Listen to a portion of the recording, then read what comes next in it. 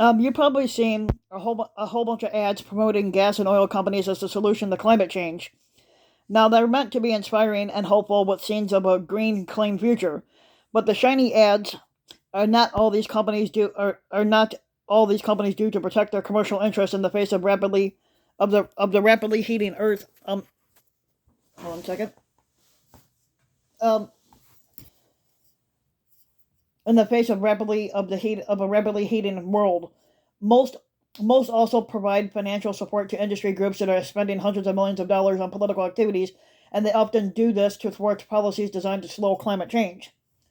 Now, for example, the New York Times recently reported on the Propane Education and Research Council's attempts to derail efforts to electrify homes and buildings in New York, and in part by committing nearly $900,000 to the New York Propane Gas Association, which flooded social media with misleading information about energy efficient heating pumps. Um, the American fuel and petrochemical manufacturers, which represent oil refineries and petrochemical firms, they have spent millions on public relation campaigns, such as promoting a rollback of federal fuel efficiency standards. Now, these type of practices have been going on for decades, and evidence shows that industry groups have played a key role in blocking state and federal climate policies. Now, this matters not just because of the enormous sums that the groups are spending, but also because they often act as a command center for political campaigns to kill the pro-climate policy. Um, now, there are people that do study the political activities of industry groups, and in a recent research paper, people dug through tax filings to follow the money trail of trade associations engaged on climate change issues and they track the billions that they have spent to shape federal policy. Now, back in 1988, NASA scientist James Hansen had sounded the alarm on climate change back in 1988, and three trade associations, one known as the National Association of Manufacturers, the Edison Electric Institute, and the American Petroleum Institute, banded together with a couple of electrical utilities to form the Global Climate Coalition, also known as GCC. Now, the GCC systematically opposed any international regulation of climate warming emissions, and successfully they prevented the U.S. from ratifying the Kyoto Protocol, which was a 1997 international agreement to reduce greenhouse gas emissions. Um, Now, this was the first example of trade associations working together to stall government action on climate change, and similar efforts are being continued today. So, how much do trade associations spend on political activities such as public relations as not for profit organizations under the Internal Revenue Code? Trade associations have to report their revenue and spending, and we found that trade associations historically opposed to climate policies spent $2 billion in the decade from 2008 to 2018 on political activities such as advertising, lobbying, and political contributions, and together they outspent climate support. Um, they outspent climate supporting industry groups 27 to 1. Now, the oil and gas sector was the largest, spending $1.3 billion across the 89 trade associations that we examined in 9 different sectors of the U.S. economy between 2008 and 2018, and no other group um, of trade associations came close. Um, the number one expense was advertising and promotion. And what came as more of a surprise as we were tallying up the data was how much trade associations are spending on advertising and promotion. Now, this can include everything from mainstream media ads promoting the industry to hiring public relations firms to target the particular issues before Congress. Now, for example, until they parted ways last year, Edelman, the world's largest public relations firm, received close to $30 million from American fuel and petrochemical manufacturers to promote fossil fuels, and reporters at the online news site Heated found.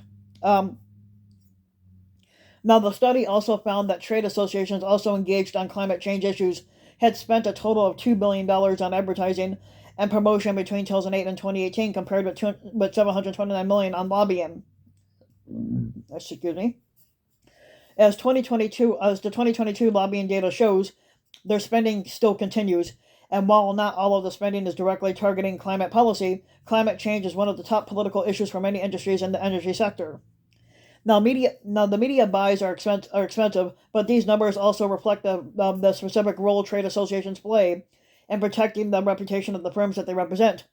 Trade groups run promotional ads for their industries as well as negative ads. Um, One reason that groups like the American Petroleum Institute have historically taken is the lead running the negative public relations campaigns is so that their numbers, such as BP and Shell, are not tarred with the same brush as our interviews with industry insiders confirmed. However, many firms are now coming under pressure to leave the trade associations that oppose the climate policies. In one example, the oil giant the quit API in 2021, citing disagreements over climate positions. Now,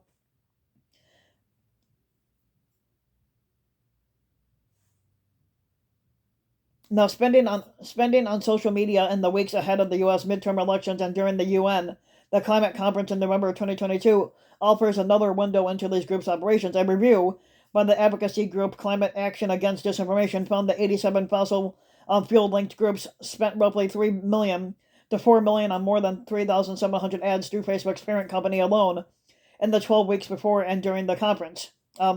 Facebook received millions of dollars to run ads promoting natural gas. The largest share came from a public relations group representing the American Petroleum Institute and focused heavily on advocating for natural gas and oil and discussing energy security. America's plastic makers spent about $1.1 million on climate-related advertising during the 2 weeks of the UN conference. Funneling money to think tanks and local groups is another thing that they've done.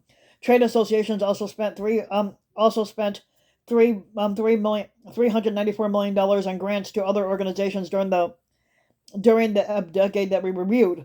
Now, for example, they gave money to think tanks, universities, charitable foundations, and political organizations like associations of mayors and governors. While some of these grants may be philanthropic in nature, among the trade associations we spoke to, most have a political purpose in mind. Grants channeled to local community groups, as one example, it can help boost an industry's reputation among key constituent groups, and as a result, their social license to operate.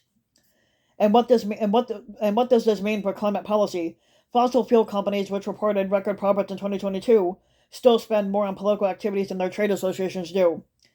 Now, the industry groups historically opposed to climate policies are also big spenders. As the research shows, they outspent those that support actions to slow climate change, such as the solar and wind industries, by whopping $2 billion to $74.5 million over the 10 years we reviewed.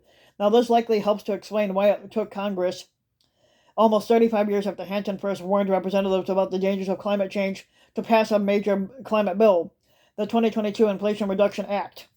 So if you like the video, you can give the video a like and subscribe to my channel, RBW King.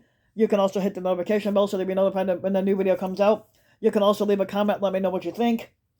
And if you want to support my work even further, you can donate to my Patreon link, which you can find in the About section of YouTube. And for just a little as a few bucks a video, your donation can help go a long way. And thanks for listening.